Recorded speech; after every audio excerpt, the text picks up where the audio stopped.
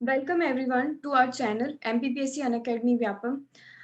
मैं Garima Sharma Unacademy plus पर MPPSC Vyapam category में एजुकेटर आप सभी लोगों का यहाँ पर स्वागत करती हूँ। और आज आपकी मुलाकात एक बहुत ही खास पर्सनैलिटी के साथ होने जा रही है, जो एमपीपीएससी 2015 के एग्जाम में सेकंड रैंक होल्डर त्रिलोचन गौर सर जी। सो वेलकम सर, आपका हमारे चैनल पर बहुत बहुत स्वागत है। तो सेशन को स्टार्ट करते थैंक हुए यू थैंक यू। हम्म, सबसे पहले आपके बारे में थोड़ा सा इंट्रोडक्शन। गरिमा, मेरा नाम त्रिलोचन गौड़ है और मैं शिवपुरी जिले की कोलारस तहसील से बिलोंग करता हूँ। मेरी बेसिक एजुकेशन मेरी हाई स्कूल और हायर सेकेंडरी की जो परीक्षा और मैंने जो उत्तीर्ण की वो वहाँ शासकीय उत्कृष्ट विद्यालय शिवपुरी जिले से की है।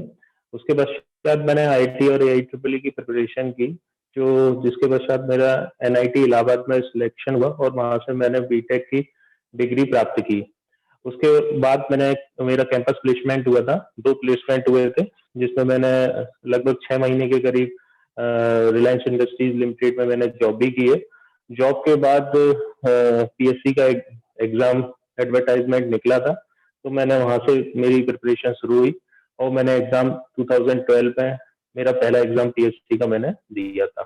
उसके बाद चूंकि उसके रिजल्ट आने में इतना टाइम लगा और लगातार उसके कंटिन्यूसली एग्जाम होते रहे, तो मैंने लगातार एग्जाम देता रहा। चूंकि फाइनल एग्जाम का फाइनल रिजल्ट नहीं आया था 2012 का, तो इस वजह से 2013 पीएससी, 14 पीएससी, 15 पीएससी भी मैंने लगातार दी। तो एक साथ फिर इंटरव्यू भी हुए, जैसा आप सबको भी पता है। इंटरव्यू होने के बाद फिर सभी में मैं चूंकि किसी न किसी पोस्ट पे मेरा सिलेक्शन हुआ। 12 में मेरा नायब तहसीलदार में, 2013 में मेरा जिला महिला सशक्तिकरण अधिकारी और 2014 में मेरा डीएसपी पे और 15 में डिप्टी कलेक्टर के पद पर मेरा चयन हुआ। और इस तरह से मध्य प्रदेश लोक सेवा आयोग की जो सिविल सेवा परीक्षा है उसमें तृतीय स्थान मुझे प्राप्त हुआ। नेक्स्ट क्वेश्चन मैं आपसे करना चाहूंगी, आपके अकॉर्डिंग प्रिपरेशन को स्टार्ट करने के लिए सबसे बेस्ट टाइम कब होना चाहिए? बहुत सारे स्टूडेंट को कंफ्यूजन होता है कि ग्रेजुएशन के बीच में करना चाहिए, ग्रेजुएशन के कंप्लीट होने पर, या फिर पोस्ट ग्रेजुएशन भी कर लेना चाहिए। तो एग्जैक्ट टाइम आपके अकॉर्डिंग कौन सा है? गरिमा, देखो, इस पे मेरा ऐसा मानना है कि इसका कोई एक पर्टिकुलर टाइम नहीं है कि जहां से आपको शुरू करना चाहिए। आपकी ये जो सिविल सेवा परीक्षा अपने आप में एक चैलेंजिंग परीक्षा है, जो अनवरत चलती रहती है, कंटिन्यूस चलती रहती है। आप एक सुबह उठ के एक न्यूज़पेपर पढ़ते हैं, वो भी आपकी प्रिपरेशन का पार्ट है। दिन में आप कोई मैगजीन पढ़ते हैं या चलते फिरते आप चीजों को ऑब्जर्व करते हैं, सोशल, सामाजिक, आर्थिक, धार्मिक, राजनीतिक दृष्टिकोण से आप चीजों को एनालाइज करते हैं, तो वो भी आपकी प्रिपरेशन का पार्ट है। पर आप सिलेबस के पॉइंट ऑफ व्यू से बात करें तो कि एक इसको परीक्षा को शुरू करने का आपको आपके जब 12th के बाद जब कॉलेज आपका शुरू हो जाए तब से आपको कर देना चाहिए। पर फिर भी बहुत से लोग नहीं कर पाते हैं। तो जब आपको लग जाए कि हाँ, ये हम बैठने वाले हैं, जैसे 2020 के परीक्षार्थियों के लिए अब एक एडवर्टाइजमेंट आ चुका है, तो वो अगर शुरू करना चाहे तो वो आप आज से ही शुरू कर सकते हैं। इसका कोई ऐसे पर्टिकुलर टाइम फ्रेम में डिवाइड नहीं कर सकते कि आपको आज से ही शुरू कर कल से करेंगे या हम 12th हो जाएगा तब से करेंगे या फिर ग्रेजुएशन हो जाएगा तब से करेंगे। This is the ongoing process कि आपको लगातार आपकी जो तैयारी है वो आपकी किसी न किसी माध्यम से चलती रहनी चाहिए। जैसे कि आपने बताया आपको कंटिन्यूस जो सक्सेस मिलता रहा। पहले आपने अपनी तरफ से काफी सारे एफर्ट्स डाले और बहुत सारी सक्सेस आपको इस फील्ड में मिली। फाइनली आपने लास्ट जो पोस्ट आपका था वो अचीव किया। बाकी का इस होल टाइम ड्यूरेशन में जो प्रिपरेशन आपने किया था उसमें क्या क्या प्रॉब्लम्स आपने फेस की थी जो आप शेयर करना चाहेंगे स्टूडेंट? प्रॉब्लम कई सारी आती हैं, दो तरह की एक तरह से प्रॉब्लम डिवाइड कर सकते हैं। एक तो अपने पर्सनल प्रॉब्लम आती है जो व्यक्ति खुद से लड़ता है, जिसमें दूसरी इन्वायरमेंटल भारी जो सामाजिक तरफ से अपने को वो आती हैं वो होती हैं। तो दो तरह से प्रॉब्लम डिवाइड कर सकते हैं।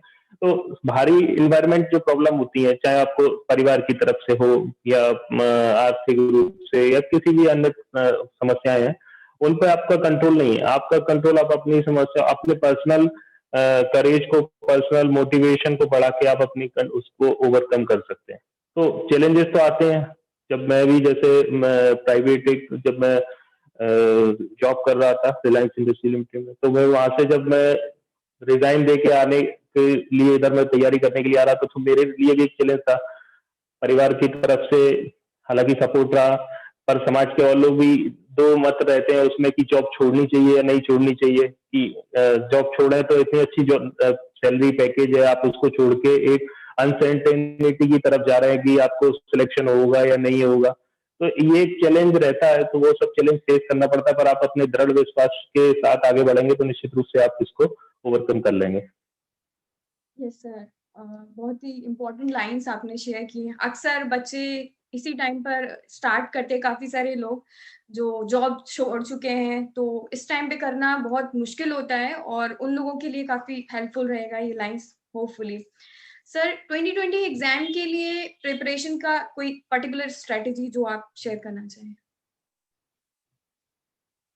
जैसा अभी मध्य प्रदेश लोक सेवा आयोग ने 2020 का विज्ञापन जारी किया है, उसके अंतर्गत अभी अभी अगर आज से भी अगर कोई शुरू करना चाहे तो उसके पास पर्याप्त समय है। अप्रैल में एग्जाम है और लगभग 3 महीने से अधिक का समय उसके सभी के पास है। तो आप उसकी रिक्वायरमेंट को समझें कि पीएससी की रिक्वायरमेंट क्या है, पीएससी के पुराने पेपर्स को देखें। विगत वर्षों में जो पेपर किस तरह के प्रश्न पत्र पूछे गए हैं, मतलब क्या क्वेश्चन पूछे गए, तो उनको समझेंगे तो पीएससी में एक अनसर्टेनिटी भी काफी है कि कुछ भी फैक्ट पूछ लेते हैं तो इस तरह के वे, तो पर आपको इस पे अपना इस तरह से तैयारी करनी होगी कि आप फैक्ट्स तो रखें ही, अपने याद करें, साथ ही साथ आप अपनी नॉलेज को भी वाइड करते चले जाएं, ताकि आप अगर आपको ऑप्शन नहीं समझ में आ रहा हो तो आप अपनी एलिमिनेशन मेथड से, अब जिस तरह से 4 ऑप्शन आते हैं तो अन्य क्या नहीं हो सकता, आप अपनी नॉलेज को इस्तेमाल करते हुए एलिमिनेशन मेथड से सही आंसर तक पहुंच सकते हैं।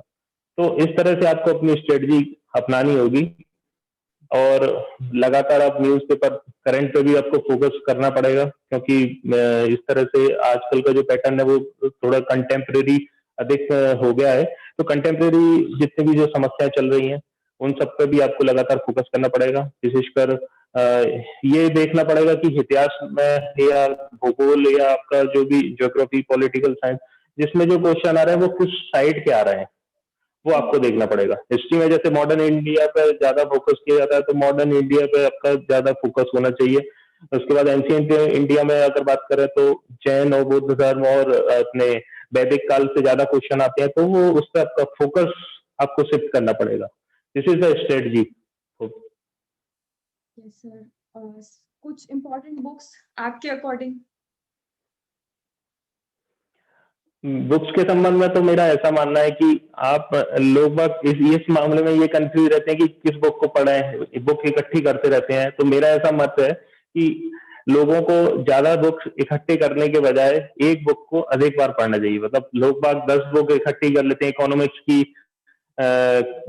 फलाने राइटर की भी ले ली, दूसरे राइटर की, एक तरह से वाइड एक लाइब्रेरी बना लेते हैं। तो मेरा ऐसे मानना है कि इसको ऐसा ना करते हुए आप किसी भी एक बुक पर फोकस करना है। जैसे अगर राजनीतिक व्यवस्था, मतलब अपनी पॉलिटी के लिए लक्ष्मीकांत जो राइटर है उनकी अगर गोता किताब अगर आप फॉलो कर रहे हैं तो उसको ही फॉलो करें और उसी को अधिक से अधिक बार पढ़ें, बजाय कि आप एक सब्जेक्ट के लिए 10 किताबें पढ़ रहे हैं तो उसको एक किताब आप एक सब्जेक्ट के लिए 10 बार पढ़ें।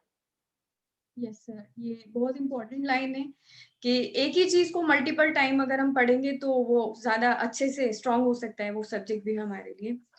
सर प्रिपरेशन तो बहुत सारा एक्चुअली कर इसमें ले। ऐसा है, करीब एक और चीज बोलना चाहूंगा मैं कि इससे होता क्या है कि अपन एक चीज को 10 बार पढ़ते हैं तो अपना कॉन्फिडेंस बिल्डअप होता है।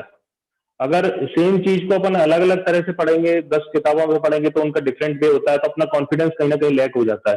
तो इस वजह से एक ही किताब पे आप विश्वास करें, कोई अच्छी आप जो भी आप पढ़ रहे हैं, चाहे जैसे लक्ष्मीकांत अगर पढ़ रहे हैं अगर पॉलिटी के लिए, तो आप उसको मल्टीपल टाइम्स उसे ही पढ़ें, उसी पे विश्वास रखें और उसी को कंटिन्यू करें। एक क्वेश्चन उन सब लोगों की तरफ से जिन्होंने प्रिपरेशन तो बहुत कर लिया है और बिल्कुल हो सकता है कुछ पॉइंट से, कुछ नंबर से हर बार रह जा रहे हैं, तो अक्सर उन लोगों के साथ जो प्रॉब्लम आता है वो एग्जाम फियर का, वो चाहे पहली बार प्रिपरेशन कर रहा हो या फिर कई अटेम्प्ट दे चुका, हर किसी के साथ ये फियर तो रहता ही है। तो इस एग्जाम फियर को कैसे ओवरकम करना चाहिए? इसमें मेरा गरिमा इसमें मेरा सोचना ये है कि एग्जाम फियर तब आता है जब अपन कहीं ना कहीं कॉन्फिडेंस से लैग करते हैं। अगर अपनी तैयारी इतनी अच्छी होगी तो ऑटोमेटिकली आपका फियर गायब ही हो जाएगा, आपको फियर लगेगा ही नहीं कि फियर है, और आप रेगुलर पढ़ते चले जाएंगे। तो आपका और सिस्टम सिस्टमेटिकली आपका एक तरह से फियर गायब होता चला जाएगा, कॉन्फिडेंस बिल्टअप होता चला जाएगा। फियर तब होता है जब अपन आज सोचते हैं कि कैसे हुआ, किस तरह से हमारा इतना सारा wide syllabus, history, economy, polity, geography और कंटेम्प्रेरी इशू, ये सब कैसे कवर होंगे। वंस अपन एक बार शुरू कर देते हैं पढ़ाई, तो धीरे धीरे वो आपका जो फियर है वो दूर होता चला जाता है। और साथ ही साथ आप ये सोचें, आप रेगुलर उसकी टेस्ट देते रहें। मैं ये नहीं कह रहा कि आप दिन भर में पर डे एक टेस्ट दें, पर आप इस तरह से एक सेट कर लें, जब भी आपका पढ़ाई से मन उबर जाए या बोर होने लगे आप, तो एक आप क्विज टाइप का एक वो निकाल लें, चाहे किसी भी राइटर के या किसी भी बुक के, तो आप उनको लगाना शुरू कर दें। तो लगाने से क्या होगा कि आपको, अगर आपको क्वेश्चन आने लग जाएंगे तो आपका ऑटोमेटिकली फियर गायब हो जाएगा। आपको ये लगेगा कि यस मैं कर रहा हूँ, मैं कर सकती हूँ या कर सकती, तो आपका ऑटोमेटिकली जो एग्जाम फियर है वो आपका दूर हो जाएगा, ऐसा मेरा मानना यस सर। एक लास्ट क्वेश्चन सर आपसे, एग्जाम क्लियर करने के बाद एक प्रीशियस मूवमेंट जो आपने, सबसे प्लीजेंट मूवमेंट जो आज तक आपको याद है, वो क्या मूवमेंट था? है। इसमें जब मैं याद करता हूँ अपनी पुरानी मेमोरीज को, तो जब मैं, इसका रिजल्ट आया था मेरे 2015 बीएससी का, तो मैं अपने गांव में नहीं था, बाहर था। और रिजल्ट का जैसे भी मैंने अपने घर पे बताया, तो पूरे हमारे जो क्षेत्र नगर में, पूरे में ये खबर फैल गई कि हाँ कि कोलारस नगर के बेटे ने मतलब ये नाम रोशन किया है। तो जब मैं पहुंचा, हालांकि अगले दिन पहुंचा मैं, तो मेरे लिए सब स्वागत में जो बस स्टैंड पे उतरते हैं तो एक खड़े रहते हैं सब माला लेके, तो वो एक, और पूरे नगर में इस बात की खुशी होना, तो ये मेरे लिए और अपने परिवार वालों को, माता पिता को गर्व का वो पल प्रदान करना, ये मेरे लिए सबसे मैं समझता हूँ कि बहुत ही मूल्य मेरे लिए वो क्षण था। एग्जैक्टली, ये सब आपकी मेहनत का एक फल था, और ऑब्वियसली बहुत बड़ी पोस्ट, और आपने एक अच्छा पोस्ट अचीव किया है, और आप पोस्ट पर अचीव करने के बाद काफी सारे अच्छे अच्छे काम भी कर रहे हैं। So thank you so much sir, आपने इतने अच्छे एक्सपीरियंस को आज हमारे साथ शेयर किया। मैं उम्मीद करूंगी हमारे व्यूअर्स को ये सारे जो एक्सपीरियंस हैं वो आप लोगों के लिए काम आएंगे। और सेशन को एंड करते टाइम पर कुछ लाइंस मेरे साइड से। नेगांव में मंजिल थी, गिरे और गिरकर संभलते रहे। हवाओं ने बहुत कोशिश की मगर चिराग आंधियों में यूं ही जलते रहे। तो हिम्मत मत हारिए और यूं ही आगे बढ़ते रहिए, एक न एक दिन मंजिल आपके कदम पर होगी। तो थैंक यू सो मच, बने रहिएगा हमारे साथ इन ऐसे ही मोटिवेशनल सेशंस के साथ। So thanks a lot everyone.